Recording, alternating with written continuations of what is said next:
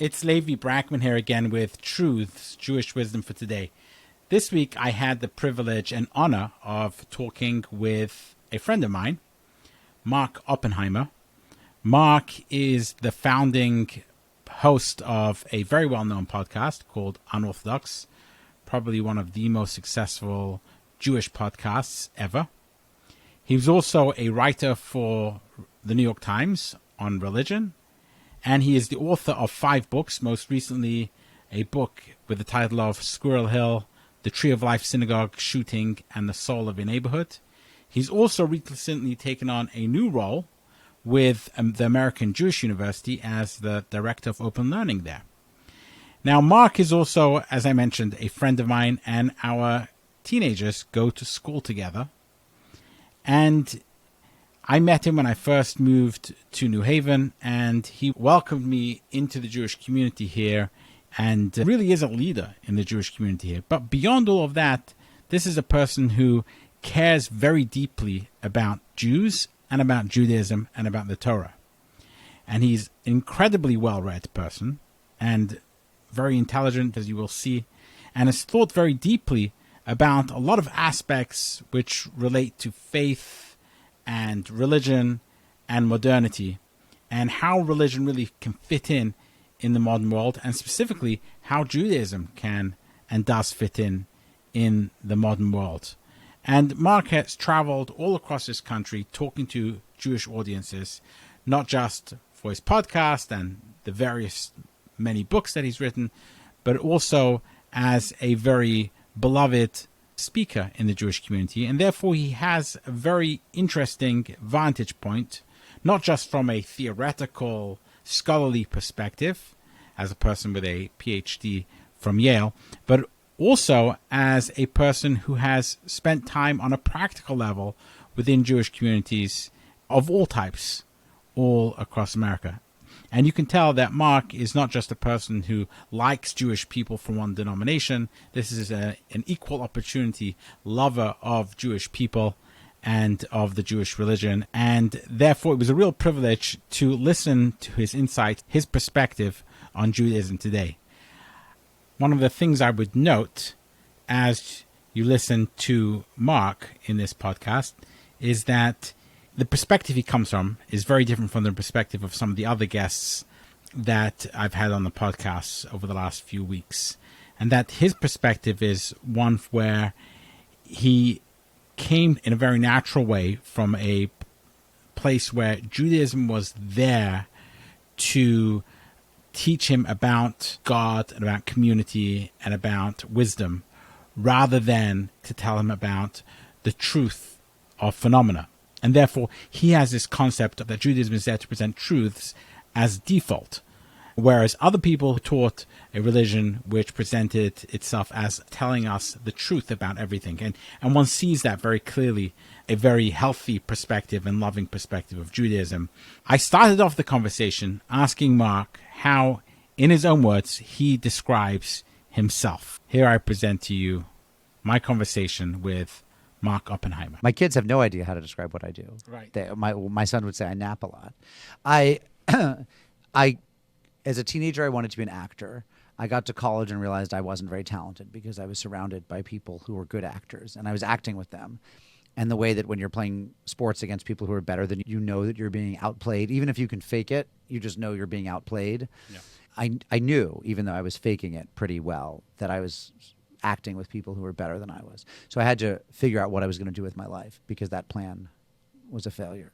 And I lucked into a few classes that really oriented me toward writing, and specifically writing about American religion. I got very interested in writing as a creative project and very interested in religious studies as an academic subject. And so I ended up becoming a journalist and also teacher and occasional scholar who wrote articles and books and taught classes on American religion, as well as other things. But that's been what I've done. So I've worked for a lot of publications, and I've written 5 books, and I've taught at many universities, and I've been a peripatetic, sometimes employed, sometimes freelance writer about and teacher of the story of American religious culture. And my latest perch is that I just started working at American Jewish University in Los Angeles as the director of open learning, which is a new position. And my job is to figure out how we're going to bring our offerings through the internet or in person to the world. What I think is really interesting about your background and why I really wanted to have you for this conversation today for Truths is that as a religion writer and someone who's been tremendously active in the Jewish community, not just here in New Haven, but also you've traveled extensively speaking and also for your writing, I think you can bring like an insight into what's going on in Judaism in America today. Yeah, maybe. I say that I've been in a lot more shuls than most rabbis because most rabbis and religious professionals, have to stay in their own building every Shabbat and also most of the time. And there's a lot that they know that I don't, like Chumash and Tanakh and Torah and Hebrew, and I'm not a very learned person Jewishly. The thing that I do know that a lot of more learned people don't is what things look like in 48 states. Yeah. I'm still missing 2 states, but I've been to 48 of them. Yeah. So I've seen a lot. Yeah. What's really interesting to me is I get the sense that what perhaps worked really well for religions and Judaism including, maybe 100 years ago, 200 years ago, what Charles Taylor calls the enchanted world. Yeah, in the enchanted world, yeah. It doesn't work anymore in the disenchanted world. So is religion catching up to that? And Judaism in particular, what are you seeing?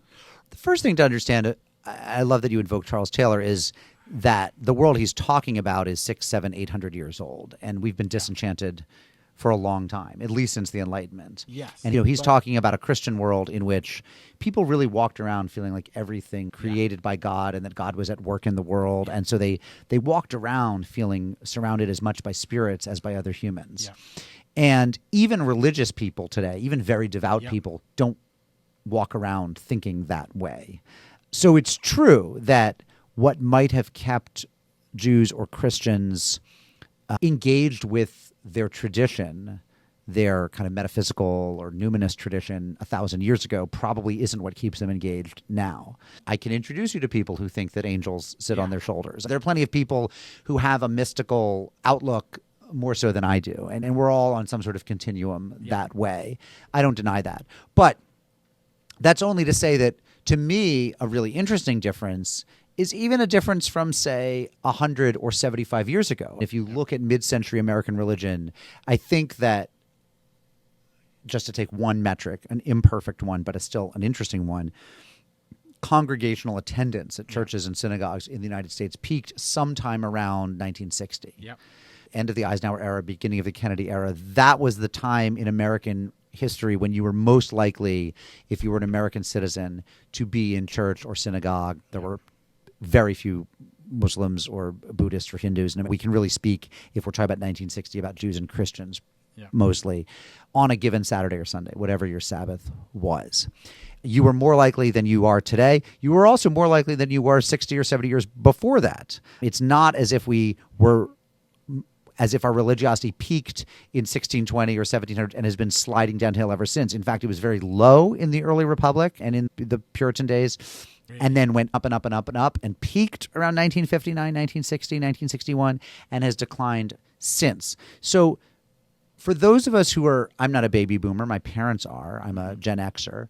For those of us who are baby boom or Gen X, I think, we grew up, if not in the 1950s and 60s, in the shadow of the 50s and 60s. We got our cultural assumptions from a post-war American religious consensus that presumed that the timeless truth was that people went to church and synagogue. Yeah. And if we weren't going to church and synagogue in 1985 or 2005 or 2023, we are somehow the aberration. And in fact, that's not true. In fact, what was aberrant was the extraordinarily high levels of, say, church or synagogue membership or affiliation whether people went or not. They were at least attached to one. If you moved to town, you found a synagogue to join. Those high levels in 1960 were, in the American context, very aberrant and very unusual. But in the Jewish world? In the Jewish world, less. If you go back to Europe in the year 12 or 1300, people were more affiliated, but they were also oftentimes members of a kahila that had coercive power over them, where the local prince gave taxing power to your local rabbi, and he was the boss. They also, because of anti-Semitism and all sorts of legal restrictions, often had to reside amongst and only marry other Jews. And so there were all sorts of coercive measures that kept people in community that, and in particular school systems, if you will, it's the wrong term, that didn't exist once people moved to a post-Enlightenment Western world, and especially don't exist in America today. So yes, it's a different historical timeline that you're looking at with Jews.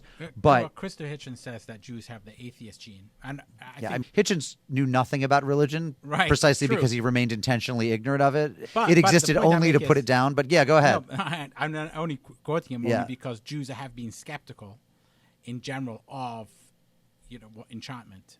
I think what you're trying to say is, therefore, really for a very long time, Jews haven't felt obligated by this enchanted world. The interesting thing about the Charles Taylor thesis, and this is the Canadian philosopher Charles Taylor, not the Liberian dictator, is that precisely, I think his work is a little thin on the evidence. His presumption, it's not his presumption. He's very well sourced, but the truth is we don't know what it feels like to be other people in other times of history, right? So the French talk about, the French school of thought was histoire des mentalités, like the history of mentalities. What did it feel like to be a Huguenot in 1600 or to be a Jew in the year 1000? We don't really, we never know other people's, we never know intersubjectivity. I don't know what it feels like to be you. Yeah. And I'm a little skeptical that people are walking around as enchanted as he thinks, only because I think it takes a lot of energy to feel that level of enchantment. And I think it's probably always easier to – I think there's a kind of laziness that kicks in that makes it easier to be skeptical or not think enchanted thoughts. So I don't know. But your thesis being that Jews were less susceptible to that sort of enchantment than Christians? I'm just trying – because it seems to me, especially when you look at the text – and, of course, the texts were written by a very small subset of people who were very engaged, obviously. But when you look at the text, there's a tremendous amount of enchantment there. But especially there are demons and stuff in the Talmud, right? I mean, there's in the Talmud, but also when you go to the Kabbalah, it's deeply enchanted. Yeah. And the idea is, like, the default back then was that God.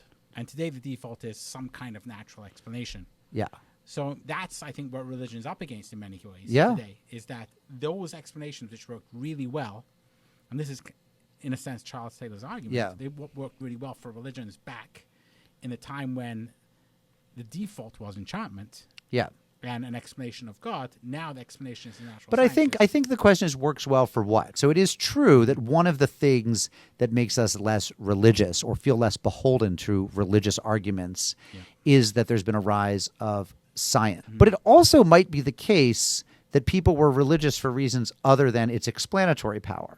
There's a certain kind of person who wants access to religious texts or teachings because they're trying to figure out, why does the sun come up in the morning, or why are there solar eclipses, or why is there anything? Why do we have animals and snakes? If you go to Genesis, you'll get a good account of why we have snakes. And so snakes no longer have legs. Or why snakes no longer have legs, or why women have pain during childbirth, or whatever. And so there's always a subset of people who want explanations for natural phenomena. And religion used to give better explanations than it does now. And if what you want is the best, most evidence-based set of natural explanations, then religion is less persuasive now than it used to be.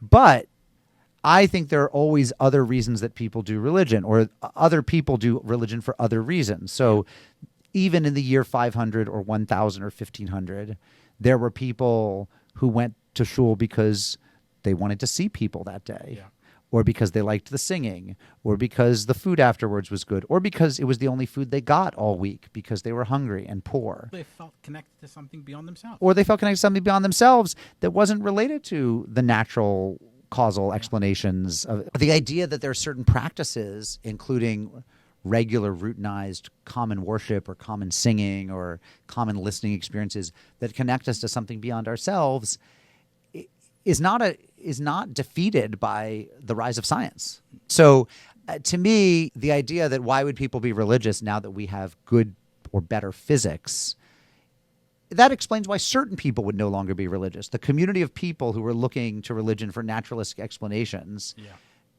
are going to be pretty disappointed in religion now that we have better explanations of certain natural phenomena. But that was never an interesting reason to me for why one would want to be religious or go to synagogue or church or mosque or whatever. And I actually think it's a minority of people who care about that. I would say religion was never presented to you, probably, tell me if I'm wrong, as giving you the truth about these things anyway. No. So really. therefore, you were never seeking it, neither was it ever presented to you as such. I was always, I think Darwin has much better explanations of a lot of phenomena than religion does. And I think that a lot of religions, including Roman Catholicism, as well as Judaism, have been very supple about making room for scientific explanations in their teachings. Certain traditions, certain strains of fundamentalist Christianity, Protestantism, have been less supple about making room for it. And certain traditions within Judaism, if you go to the Satmar Hasidic court, they're less interested in contemporary science than my kind of Judaism. Yeah. They're better at other things. No, without a doubt. And look, it's not that there are, I think that you can go all the way back to Maimonides to find Maimonides basically saying that if Aristotle was able to prove the eternity of the universe, he would reread Genesis to fit in with that. So there's a very long tradition of respecting the evidence as it comes up and not having religion supersede the evidence. And it doesn't take a lot of creativity to think of God in terms of as a being who's interested in us using our brains to assimilate evidence. And I think that the problem with the really simplistic atheism of someone like Hitchens, whose work on other stuff I really liked. I mean, go read his fiction criticism. He was one of the great literary critics of his time. His writing on the contemporary novel, his book Unacknowledged Legislation, which is a collection of mostly essays about books, about fiction, is so beautiful. And he was such a great writer. But he wasn't really interested in understanding religion so much as he was interested in rejecting it. He was a polemicist in that way. Yeah, and that's fine. And I only quote him because he said something which I think was a backhanded kind of compliment towards the Jews. Yeah. I think. That we have the atheism gene? Yeah, it wasn't. But obviously what that means is that we actually question things and we don't just believe in things blind. Yeah. We're actually willing to look at and that might lead to atheism for some people. I don't think it should. But I think it should lead to a much greater and deeper appreciation of our tradition rather than atheism, which to me, I don't consider atheism to be a rational approach. But so what is going on in Judaism in America today, in your experience, in all the various I mean, it's certainly what America does. America created a free market of religion by disestablishing it, by saying the state's not going to coerce religion, and there have been exceptions of this over time, but it's not going to fund religion. Yeah. And initially this meant the federal government. It didn't mean the state governments. Many state governments had established religions into the 1800s. And that's constitutional? Absolutely, at the time, because the Constitution was seen as applying only to the federal government. And then at a certain point, the protections and restrictions of the federal Constitution got read into state laws, how states behaved as well. But Massachusetts and Connecticut had state establishment of their congregational Protestant churches until I think it was 1818 and 1833, respectively. And there were other states that did as well. Maryland was a Catholic state. I'm not sure if they were ever officially Catholic once after the Revolution, but they essentially were. But by and large, nevertheless, that's the kind of exception. Yeah. By and large, religions could not count on the government support either in money or coercive power in the United States that they counted on in Europe. And paradoxically, religion has flourished more here than it has in, say, Western Europe, where today the states will still collect taxes to support. In Scandinavia, there are a lot of state-supported Lutheran churches. I don't know the specific laws in Sweden, Norway, or the great example being the Church of England, of which the king is the head. And there are state-supported. The Anglican religion is supported. The Church of England is supported by the state in various ways and is seen as the official religion. And church attendance is abysmal. And part of that is because people feel, well, the state's got it. Like I gave it the office. The state took care of it for me. I don't. In the way that many Israelis feel, why do I have to do Judaism? The state is the state's doing Judaism. For living here is giving back. So paradoxically, in the United States, where the government didn't run religion, What happened is that religions had to go out and learn how to market themselves, recruit, advertise, market test, and figure out, like, what do people want? How can I lure people in? There are 5 churches on a given street. Each of them is chasing after the same congregant, so they're all honing a better pitch. The best preacher, the person with the best smorgasbord after services, whatever, you got to pull people in. So religion was really more vibrant here, and still is more vibrant here than it is in many places. Interestingly, Judaism doesn't fit as well into that model because we never got our numbers on Shabbos by going out and recruiting and baptizing as many people as we could, or offering the best sermon or whatever. Judaism is not a religion of conversion. It's not one that you can elect easily or switch into easily. Very high barriers to entry. Whatever your native vernacular tongue is in whatever country, unless you're in Israel, they're praying in a different tongue. So it's really hard to follow. And notwithstanding liberal religion or reform religion in many countries now praying in the vernacular, but they're not reading Torah in the vernacular even. So it's a really tough religion already. And if you are in a country where you can choose anything, including not to attend, not attending or disaffiliating becomes a more attractive option than in the old world.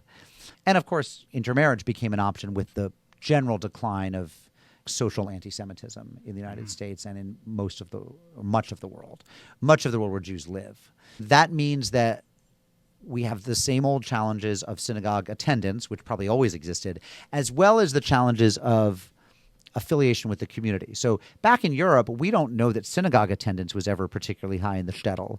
But even people who slept in on Saturday morning were affiliated with the community. They lived in the ghetto, and they probably were merchants who worked mostly with other Jews, bought from Jews, sold to Jews, sent their kids to school with Jews. So they had engagement or affiliation, even if they didn't have worship. And here, especially in the past, say, 75 years, the option to opt out of the religiosity as well as the kehillah, the community, is something relatively new.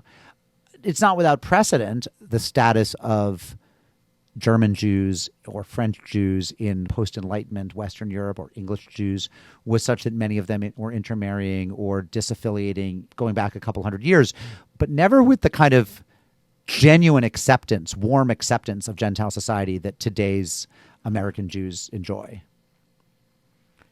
So you want predictions? So people aren't attending. Or they're attending less? They're attending less than in 1960. There's more intermarriage. Something like 75% of non-Orthodox Jews intermarrying. I think it's about 75% of non-Orthodox Jews. Wow. Even among Orthodox Jews, it's interesting because 20 years ago, you would have said, certainly in the Haredi communities, in the kind of most highly observant communities, the birth rate was so high that eventually American Jewry would grow after a period of decline because the non-Orthodox birth rates have gotten below replacement. But if you have Hasidim and Litvish, Yeshivish, Black Hat Jews having 10 and 12 kids a family, then the numbers eventually the curve goes up again.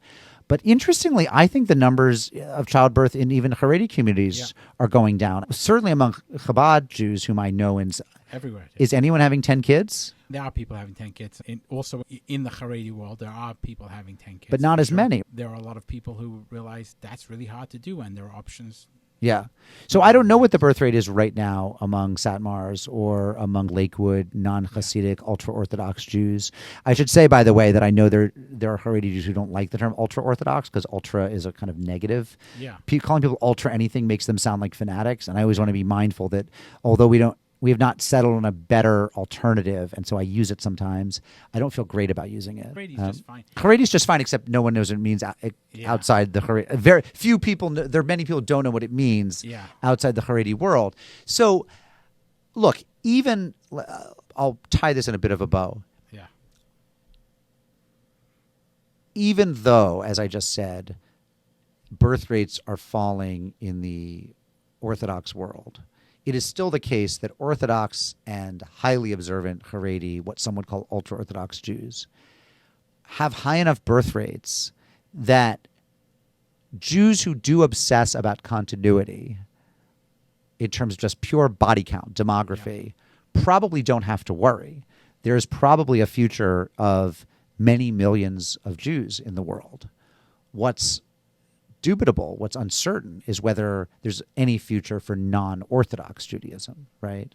There will be Jews in America in 100 years. The question is, will any of them be non-Orthodox? Will any of them be non-Orthodox? And in fact, there may be more Jews in 100 years in America than there are now. There might be 3 times as many. There might be 20 million of them. But will any of them be non-Orthodox? Yeah. And so the people same thing might be in Israel, by the way. The same might be true in Israel. That's right. And by the way, I don't want to sound like some sort of right-wing great replacement theorist when they talk about immigrants replace. If world Jewry is Orthodox Jewry, that's not necessarily a bad thing. I like the diversity within Jewry, and I cherish the fact that there's a feminist, egalitarian kind of Jewry that is progressive on certain issues that I care about, and where I can raise my children, and in whose arms I can raise my children. And it would be a loss if there were 0 of those synagogues.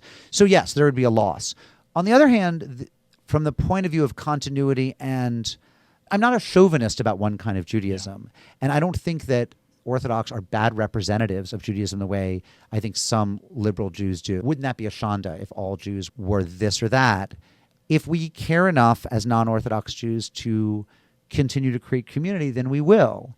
And if the desire in our community to keep creating community and shared spaces and teaching our kids Torah is extinguished, and the only people still doing it are people who are much more halachic than us, to put it in those terms, then, what will be, right? And the Amish, the only kind of religious Amish is a very specific kind of religious Amish. There's not Reform or Reconstructionist Amish. And that's just the journey that community has taken. But I wonder, because if you talk to some of the other guests I've had on the podcast, conversed with, what one finds is that those people who are, one of the ways, I would say, in which the Orthodox community keeps people Orthodox is by being able to make truth claims. And one of the things which other communities don't do is they don't make truth claims. The problem is, and this is an acknowledgement, is that when you don't make, people want to know, is it or is it not? Right. Nuance is lost on a lot of people. So it's really interesting to me, I think that what has happened with conservative Judaism, Reform Judaism, is that once you lose that hook, this is why I started off talking about enchantment. This is your path to heaven. This is your path to the afterlife. This is your path to God. And this is the truth and the only way you can get there. Once you start saying there's multiple ways, do you now lose? Yeah. Look, you become more of a niche interest. Yeah. So the thing that I do in my own Jewish life, which is be part of a community that is pro-science, open to other sources of wisdom, highly skeptical about fundamentalist or fideistic truth claims, flexible on tradition in ways that have made it more welcoming and capacious, but also still interested in Torah, and in that, keeping that book and the ability to read that book and the laws and systems and customs of living derived from it alive and vibrant. That is a very niche interest. Most of the people who are interested in that book with the intensity of me and some of my co-religionists at my shul are much more observant and make bigger truth claims. And most of the people who are less interested, who share, I would say, a lot of my kind of suppositions about modernity and progressive politics, are fairly uninterested in my Torah interest. So it's a very niche claim. Right, herein is the crux of the problem, which I'm trying to explore in this podcast, coming to it all different angles, which is, how do we get to a point, and this is why I asked you what's going on with religion in America today, how does one get to a point where, for Jews at least, it's no longer niche, but one doesn't have to make claims which can't be substantiated about it, in a way in which a lot of people who become educated say, hey, what you're saying isn't I correct. think that, part of what we have to do is go back to the fact that, and Dara Horn talks very meaningfully about this, Mordecai Kaplan talked meaningfully about this, a lot of people have talked to me, I didn't invent any of this, right? That the idea of Judaism as a religion is very modern and it's anachronistic. The Jews were a people.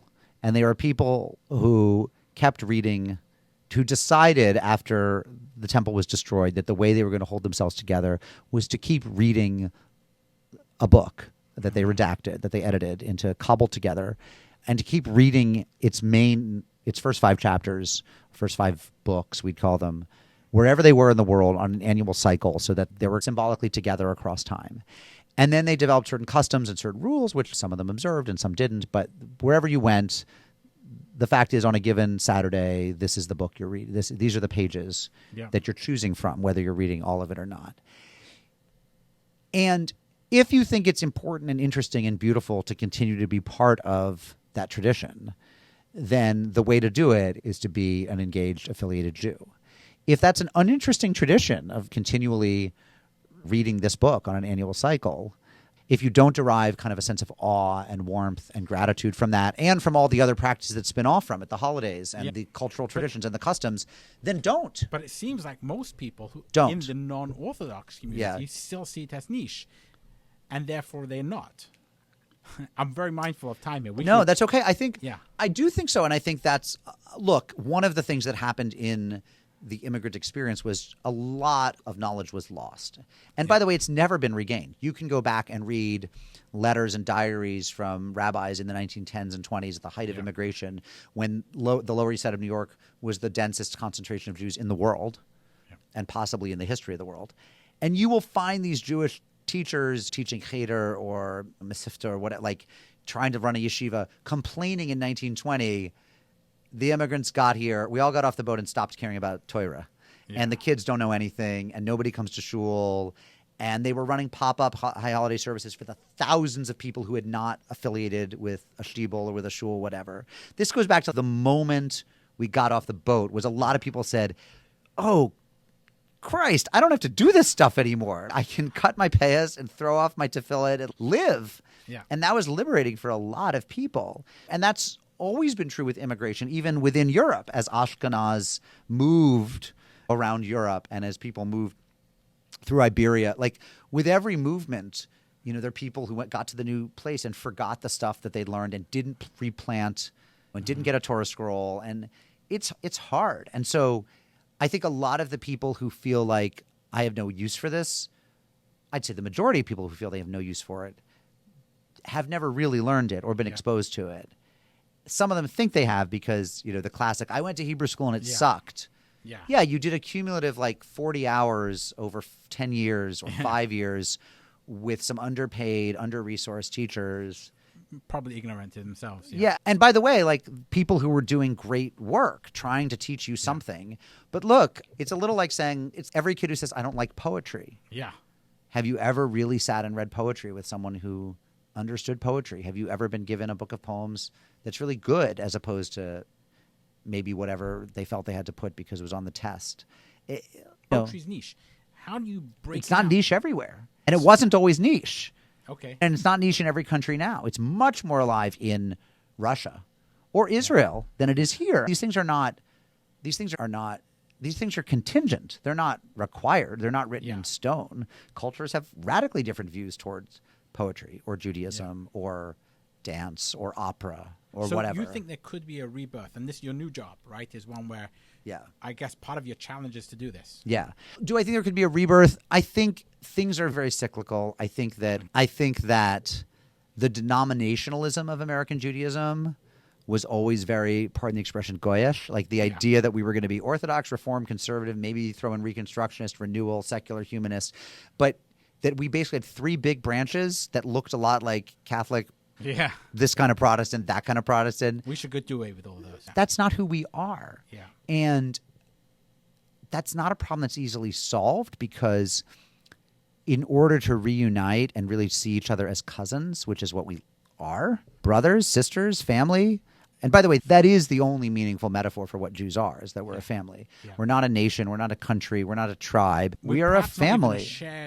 We might not even be a faith community. That's right. That's right. The only meaningful thing to say is we are a family. Some people have married in. Yeah. Some people have chosen to join. Not everyone. That doesn't mean we're all DNA relatives, close DNA, but most of us are. And our teaching, the metaphor that has held us together, if you're going to be not literal but metaphorical, was always like we're the people descended from one couple. Yeah. Like we have the same grandma and grandpa, same Bubby and Zadie. Yeah. That's what it is. Yeah. So we do have this heresy in America, right? We have it's really heretical. It's a shame. It's apostasy that we can't pray together. There's no easy answer. I understand why there are people who say women don't count in the minyan. I don't agree with them. It's not my version of it. It doesn't feel right to me.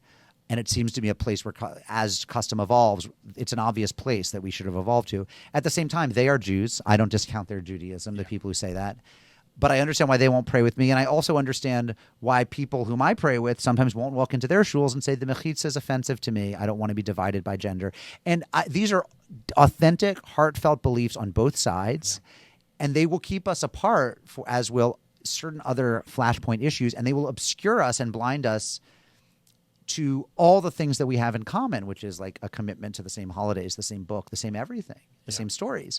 I don't have a good answer to that. I wish I did. But certainly what we should be doing is looking for as many ways as possible to be together and move across and through those spaces because it's family. And it's like we are the guardians of these books. I love that. I think that's a really good place to end this conversation. But because I think that ultimately everyone has their difference of opinions and things which there's heresy hunting and all this kind of nonsense which goes on, which really just it's about trying to protect one's own community or one's own sense of identity, when really once you're family, those things shouldn't matter at all. So if we see ourselves more as a family, just as you described it, those things become a lot less important. And that is really a way in which we can grow Judaism. I think if we're able to tell people, hey, it's not about a dogmatic set of beliefs, but it's about enjoying this shared tradition which comes to us through this family that we are together, that becomes a lot more compelling. But I agree. I do think, and there's dangers in all of this, right? I am wary of the Judaism that says it's just about cuisine. Torah always has to be in it. At the end of the day, we are custodians of a literary tradition. We are the world's oldest book club, and we reread the same book every year. It's a boring book club because there's some new books. But basically the central book, the big book, is the same every year. Yeah. But we are the world's oldest book club, and we're the custodians of the central literary tradition of the West. And one that's tremendously consequential, whether you agree with it or not. Yeah, and there should be a privilege associated with being part of it. Of course, no. I think I've been asked, what do we tell our children in a world of rising anti-Semitism? And one of the things we tell them is, you're aristocrats. Yeah. And so that's chosenness, which in some way in which you're talking about. Of course. Yeah. And now, chosen for what? Among other things, sometimes to suffer, and it's not always fun. Right. But so I am wary of the move that says, as long as we get together around bagels and lox, that's Judaism. Yeah. One reason I'm wary of it is not just because I think it sells us short and underestimates us, but also because it actually tends to be very Ashkenazi focused. Yeah. So it's as we would say, Ashkenormative. So one of the problems with a lot of the well-meaning progressives who say, why do I need Torah?